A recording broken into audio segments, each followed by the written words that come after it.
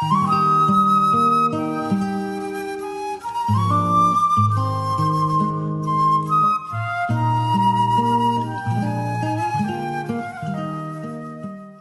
paz do Senhor Jesus, seja muito bem-vindo. Nós estamos aqui nos estúdios da Rádio Manaim, da TV Manaim. E a você que nos acompanha pelas nossas multiplataformas. A partir de agora estamos entrando com o programa Sabedoria Financeira. E começamos aí mais um episódio do Sabedoria Financeira, aqui pela nossa TV Manaim. E hoje aí nós vamos explorar a classe renda fixa, como ela nos protege, ensina disciplina e é uma boa sólida para os demais investimentos. E você vai poder acompanhar aqui conosco e comigo aqui os especialistas Moisés Brasil Coser e Vinícius Lima Leão para nos explicar tudo com clareza. Nós vamos agora começar aqui. Moisés, queria saber de você que você desse o pontapé inicial sobre renda fixa. A paz do Senhor Jesus, Jorge, ao Vinícius, os nossos queridos ouvintes. A renda fixa era um dos ativos classificados dentro desse mercado, chamado mercado monetário, que é um mercado de curto prazo, onde o investidor, aqueles que estão aplicando seus recursos, eles sabem quanto que eles vão ganhar, já está especificado uma taxa. E essa taxa ela pode ser chamada pré-fixada e pós-fixada. Então, a renda fixa é aquele que se planeja e já tem uma definição da sua taxa que ele adquiriu. O chamado CDB da vida é um exemplo bem claro, praticamente todos conhecem o CDB, que é um certificado de depósito bancário. Você literalmente está emprestando dinheiro para o banco e você recebe uma remuneração que é uma renda fixa. Normalmente, os bancos eles atrelam o CDB ao CDI, que é chamado certificado de depósito interbancário, que os bancos entre si eles pegam dinheiro emprestado entre eles. E alguns bancos oferecem esses títulos para os correntistas ou aqueles que quiserem aplicar nesse título dos bancos. Então, o CDB é um grande exemplo de renda fixa. Então, você já tem uma taxa já chamada pré-fixada ou uma taxa pós-fixada. A pré-fixada já tem a definição da taxa. A pós-fixada, você vai ter um indexador. Por exemplo, vai ser 5% mais Selic, 2% mais IGPM, que ela vai todo mês, ela vai ter uma correção baseada nesse indexador. Então, mas no geral a renda fixa, você já tem a definição da taxa que você vai ganhar ao longo dessa aplicação. Agora, Vinícius, quais são aí os principais produtos, dessa classe ou as suas origens? Pai do Senhor Jorge, Pai do Senhor Moisés, a Pai do Senhor a todos. São vários produtos, Me ajuda a lembrar, hein, Moisés? Nós vamos lá. Renda fixa é o mais popular, um dos mais populares é o Tesouro Direto, Que é você emprestar dinheiro para o governo. Então, são títulos públicos, ou seja, o governo emite um título dizendo que, eu estou te devendo, estou pegando seu dinheiro emprestado para investir no país, pagar a dívida pública, e aí você, dentro desses títulos públicos, tem o Tesouro Selic, que é pós-fixado a taxa Selic. O que é pós-fixado? Ele vai variar conforme a taxa de juros. Então, nós há 4 anos atrás, ou menos, tínhamos uma taxa de juros de 2% ao ano. Provavelmente por pandemia, estávamos isso. Hoje, a taxa está em 15%.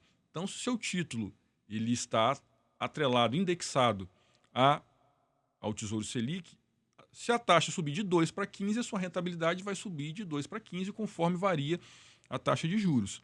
Temos também o Tesouro Pré-fixado, que é uma taxa fixa. Você vai contratar, no momento da contratação, você tem definida a taxa. E tem o Tesouro IPCA+, que é uma parte pré-fixada e outra parte atrelada à variação da inflação. Então, o Tesouro IPCA, você pode ter uma taxa de 5% mais IPCA, 6% ao ano mais IPCA. Então, o IPCA, no Brasil, uma média de 4%, 5% ao ano, oficial, mas tem toda essa variação. Isso em cima dos títulos públicos. Aí você tem os CDBs também, são títulos de bancos. Já o Tesouro, o governo pega dinheiro emprestado com o cidadão. O CDB, o banco pega dinheiro emprestado conosco. Quando você aplica no CDB, você está emprestando dinheiro ao banco, ele vai te pagar 1%, 1,2%, né, nas taxas atuais, e vai emprestar esse dinheiro a 5%, 6%, 7%. Né? Ao contrário do que todos pensam, né, o banco não tem dinheiro. Ele faz a intermediação financeira, ele pega o nosso dinheiro e empresta ao mercado. Né? Temos também os títulos privados já emitidos com lastro no crédito imobiliário e no crédito agrário, que são as LCIs, LCAs. Essas têm a garantia do Fundo Garantidor de Crédito, assim como os CDBs, né? e como o Tesouro Direto. E temos também o CRI e o CRA. O que é CRI e CRA? O LC e LCA é a letra de crédito imobiliário e agrário. E o CRI e o CRA é o certificado de recebimento agrícola e imobiliário. Já esses não têm o Fundo Garantidor de Crédito. Uma observação importante, todo mundo acha, todo investimento de renda fixa tem? Não. O CRI e o CRA, por exemplo, não tem. Temos também debêntures. O que é debêntures? Já são empresas que pegam dinheiro emprestado no mercado para investir no crescimento, na expansão da empresa. E um grande atrativo das debêntures, assim como as LCIs, LCAs e o CRI e o CRA, é a isenção de imposto, principalmente as debêntures incentivadas. Né? E isso mudou um pouquinho recentemente com uma medida provisória, que a gente vai falar mais à frente, a questão de tributação, mas até então um grande atrativo era a isenção de imposto de renda sobre a rentabilidade. E, que eu estou me lembrando aqui, Moisés, temos também as NTNs, né, que era antigo PCAB, que são títulos públicos, e as letras financeiras, que são títulos de grande porte com prazo mínimo de 2 anos, voltado a investidores qualificados. Em termos de renda fixa, acho que é esse o leque de opções. Exatamente, Vinícius. Você falou completo, né? Então é uma gama muito grande, né, nesse mercado de renda fixa em que os investidores podem aplicar, né? Os mais conhecidos, Tesouro Direto e o CDB, né? E a questão de nós falamos aqui de emprestar dinheiro para o governo e emprestar dinheiro para o banco. Por quê? Porque o governo tem as suas dívidas, as dívidas do governo, né? Tem período que ele está deficitário, né? A arrecadação dele não cobre as despesas. Então, o que ele faz? Ele emite títulos públicos. Então, ele pega dinheiro emprestado. Então, hoje, o famoso Tesouro Direto. Isso. Então, qualquer pessoa física, jurídica, pode investir a partir de R$30. Você pode entrar direto lá no site do Tesouro Direto. Mais à frente vamos estar, né, explicando para os irmãos, passando alguns links, né? Você pode entrar direto e fazer a sua aplicação a partir de R$30. E é interessante, Moisés, a gente detalhar também aqui por que tem tantos ativos e tantas opções pré-fixado, pós-fixado. Por exemplo, nós estamos numa taxa de juros, hoje, uma das maiores da história, 15% no Brasil. Se você, estudando o mercado, entende que já chegou no teto, né, não tem como subir mais, faz sentido você contratar de forma pré-fixada. Eu vou contratar um título com 15% até o vencimento, para daqui a 2, 3 anos. Por quê? Se a taxa de juros cair para 14, para 13, você vai manter o rendimento em 15, porque você pré-fixou. Você acordou que você quer aquela taxa.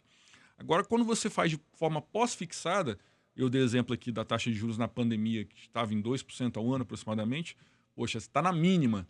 Então, a tendência é que essa taxa vá subindo. Então, eu contrato investimento de forma pós-fixada, porque à medida que ela for subindo, a minha rentabilidade ela também vai acompanhando esse crescimento. Então é importante para quem está nos ouvindo entender essas nuances, essas dinâmicas, para saber escolher. É só escolher renda fixa, não, tem várias decisões por trás, por isso que é importante entender estratégia, categoria, para poder tomar a decisão mais correta. Quem está aplicando tem que estar atento às informações de mercado. Isso é um grande sim, passo importante, né, das informações. Hoje nós temos uma taxa que ela está batendo no teto. Então, estamos dizendo aí os especialistas que vai chegar a 16. Então, esse é o máximo. Então, esperamos que fique nisso, máximo. Né? Mas os especialistas dizem que esse é né, estamos chegando no teto. Então, nesse momento agora, melhor é você quer renda fixa? Pré-fixado. Ok, pré-fixou a 15%, caiu, você vai manter os 15%. Imagina se 5 anos aí é 15%, cai a taxa para 7, para 8, você garantiu aí 15% na pré-fixada. Essa é a vantagem dessas duas modalidades, né? A pré-fixada e a pós-fixada, que o Vinícius acabou de explicar aí. Olha só, você está acompanhando aqui com a gente o programa Sabedoria Financeira. Pois é, e temos mais perguntas aqui. Sabedoria Financeira Temos mais dúvidas aqui. Temos mais uma pergunta. Como esses títulos precificados e que são os mercados primário e secundário? Eu queria saber se tirasse alguma dúvida, essa dúvida aí, Moisés. O chamado mercado primário é onde você vai iniciar, né, a venda do título. Vamos pegar um exemplo bem prático nosso, questão do mercado de capitais, são as ações. Então a empresa vai lançar uma ação no mercado, então ela vai vender nesse mercado primário. O mercado secundário já é quando terceiros compram. Então eu já comprei essa ação de terceiro e vou vender nesse mercado. Então esse é o mercado secundário. O mercado primário é o início ali do lançamento do ativo, mercado primário. E aí ele vai para o mercado e vai sendo negociado. Então, nesse mercado está sendo negociado dia a dia, eu me chamo mercado secundário. Agora, sobre prazos e liquidez, como funcionam? Os ativos de renda fixa, Jorge, eles têm algumas nuances com relação a prazo e liquidez. O mais comum é o CDB, né, e Tesouro Direto, Tesouro Selic, que na grande maioria eles têm liquidez diária. Você pode contratar hoje e resgatar amanhã, vamos dizer. Então, é muito usado para reserva de emergência. Porque, como o nome diz, reserva de emergência, você tem que ter esse dinheiro disponível a qualquer tempo. E os investimentos que têm liquidez diária, eles também têm menos rentabilidade, porque o governo, o banco, né, a corretora, o banco, o próprio governo também, no caso do Tesouro, ele tem que ter disponibilidade para te devolver esse dinheiro a qualquer momento. Mas temos outros investimentos, como LCI e LCA, que o prazo mínimo de resgate é 90 dias. Então, você aplicou hoje, você não pode, em hipótese nenhuma, resgatar esse dinheiro em menos de 90 dias. E temos as operações compromissadas. Você pode fazer com os próprios CDBs, com os próprios LCIs, LCAs, que é o que? Olha, quanto você vai me pagar para eu deixar o meu dinheiro preso 6 meses, 1 ano, 2 anos? Então, você pode fazer um compromisso com o banco, com a corretora, de deixar o seu dinheiro preso por mais tempo, sem acesso a resgate, para ter uma rentabilidade melhor. E as debêntures e as letras financeiras, elas já são contratadas com prazo fixo. Por isso elas não têm muita liquidez, mas em contrapartida dão uma rentabilidade maior. Então é importante entender isso também, porque muitas vezes o investidor ele se preocupa só com rentabilidade e aí ele não pensa que ele pode precisar desse dinheiro no meio do caminho e aí ele acaba, às vezes, já vi casos de pessoas tendo que pegar empréstimo porque está com dinheiro aplicado, não pode resgatar e uma vez contratada, não tem como voltar atrás. Então, quanto maior o prazo de compromisso da operação, do dinheiro preso, maior a rentabilidade é. Mas eu suporto ficar com o dinheiro preso por tanto tempo? Então é importante entender isso na hora de definir o prazo que você vai definir para o resgate do seu investimento. É isso mesmo, Vinícius. E eu sempre digo que, quando os alunos, algumas pessoas que perguntam, né? Se você está precisando do dinheiro, você tem que botar, né, uma aplicação de liquidez imediata. Não, estou com esse dinheirinho parado aqui, né, não estou precisando dele agora. Aí você vai colocar ele, né, num tempo mais longo para você ter uma rentabilidade maior. Né? O que o Vinícius falou, você não consegue tirar ele antes. Você firmou um contrato, um compromisso. Porque o banco, as instituições financeiras vão trabalhar com aquele recurso que você aplicou no banco, eles vão trabalhar nos outros mercados. Né? Essa é a ideia do banco, né? Te pagar 1% e emprestar 5%. Né, Vinícius? Esse é o objetivo. Né? Ganhar rentabilidade em cima do recurso de terceiro. Aqui o Vinícius comentou, né, no início do programa que os bancos, né, eles têm o recurso deles, né, como segurança, que é a exigência do Banco Central, mas ele usa recurso de terceiro. Então, nesse mercado, nós temos as duas figuras principais, que são os deficitários e os superavitários. Os superavitários são aqueles que, né, tem um controle mais rígido do seu orçamento.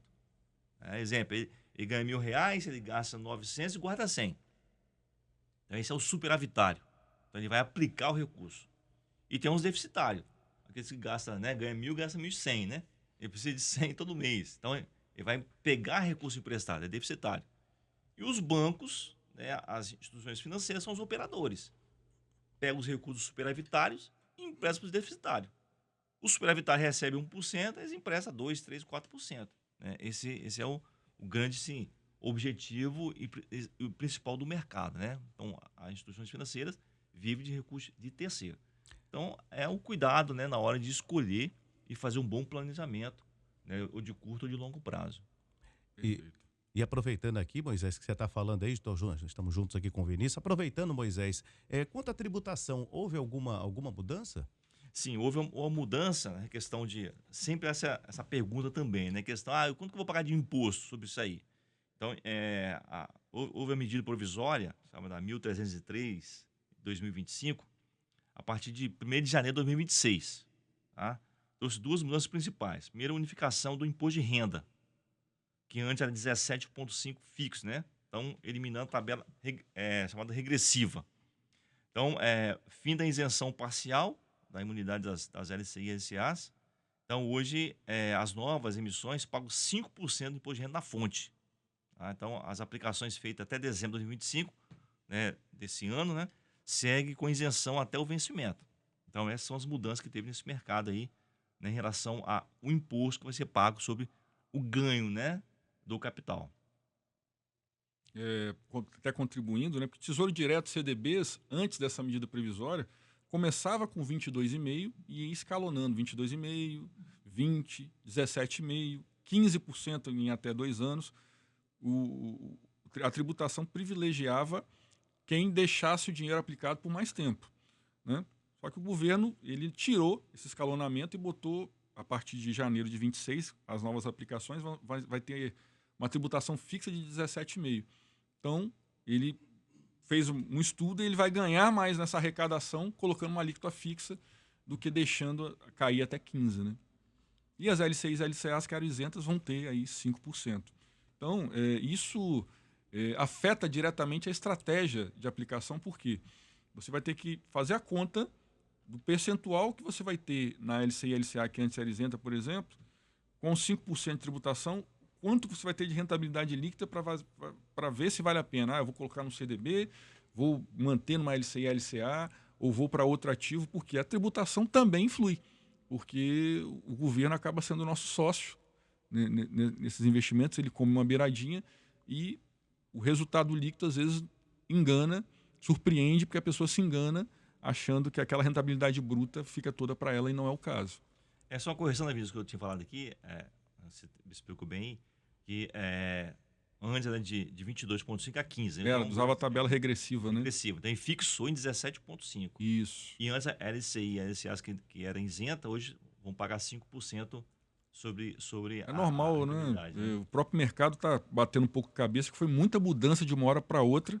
E o governo, inclusive, queria que isso começasse agora, mas foi feito uma negociação para dar tempo dos bancos, das corretoras se estruturarem, porque é uma mudança muito brusca de todo o sistema para poder fazer a coleta adequada do imposto na fonte. Isso né? aí, vai dar início a partir de janeiro, ano que vem, né? 1º de janeiro de 2026. Olha, estamos chegando aqui quase, não terminou ainda não, quase o final aqui do programa Sabedoria Financeira. Vou aproveitar que o momento, estamos falando sobre tributação, falando agora também de renda fixa.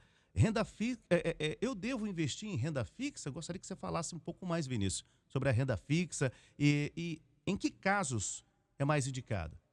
Olha, Jorge, o renda fixa ele acaba sendo a base, né, da carteira de todo investidor.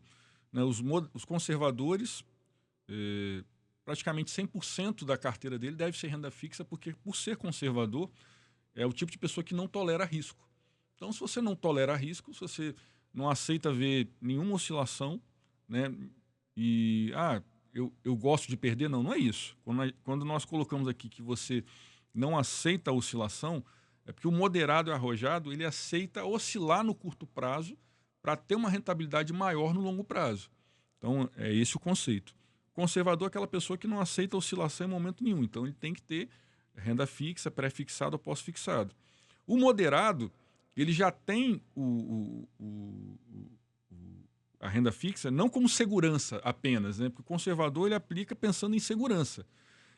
O moderado tem uma renda fixa como base de estabilidade para arriscar, para diversificar a carteira dele, o dinheiro dele, em outros investimentos mais arrojados ou com uma pitada de risco menor para poder ganhar no longo prazo. Então, e o renda fixa também deve ser usado para objetivos de curto e médio prazo. Uma viagem, uma reforma da casa. Eu tenho que fazer uma reforma daqui a 6 meses. Estou com dinheiro sobrando aqui, eu vou colocando nesse investimento pensando em 6 meses usar. Vou viajar no final do ano com a família. Eu tenho um curso de verão que eu quero fazer. Então, são esses objetivos que você deve fazer pensando em renda fixa, porque 2 anos, em termos de mercado, é curtíssimo prazo. Então, não adianta você querer, vou colocar numa ação, a ação da Petrobras está bombando, vou colocar nela, porque daqui a 6 meses tem uma fala do governo, uma decisão errada econômica, derruba o preço da ação da Petrobras, e aí você, em 6 meses, vai ter uma perda considerável e não vai poder executar aquele objetivo que você estava planejando. Então, é esse o cuidado que a gente tem que ter. Vinícius, o bom isso aí é você ter a diversificação, né? Diversificar o seu investimento. Diversificar, você colocar o seu recurso em ativos diferentes. Em mercado, no momento que a economia está muito em oscilação, muito risco, então os grandes investidores eles vão lá para as rendas fixas, né? E esperam o momento de entrar no mercado de renda variável, que nós vamos mais à frente explicar um pouquinho esse mercado. Porque o mercado ele é muito volátil, vamos dizer assim. Então, existem ativos muito voláteis, quer dizer, ele acompanha muito o mercado. O mercado sobe, ele sobe, o mercado desce, ele desce.